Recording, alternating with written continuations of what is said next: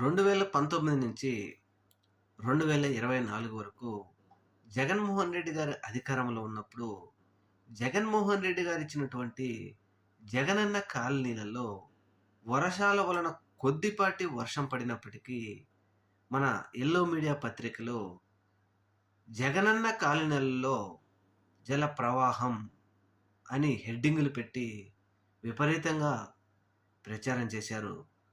ఇప్పుడు మరి ప్రపంచ స్థాయి రాజధాని అమరావతిలో ఈ వర్షం వలన విపరీతమైన నీరు వచ్చి చేరటంతో ఇప్పుడు మరి ప్రపంచ స్థాయి రాజధాని బురదావతి అయిందని ఎందుకు ఈ యెల్లో మీడియా రాయలేకపోతుందని చెప్తూ సోషల్ మీడియాలో విపరీతంగా ట్రోల్ చేస్తూ ఉన్నారు.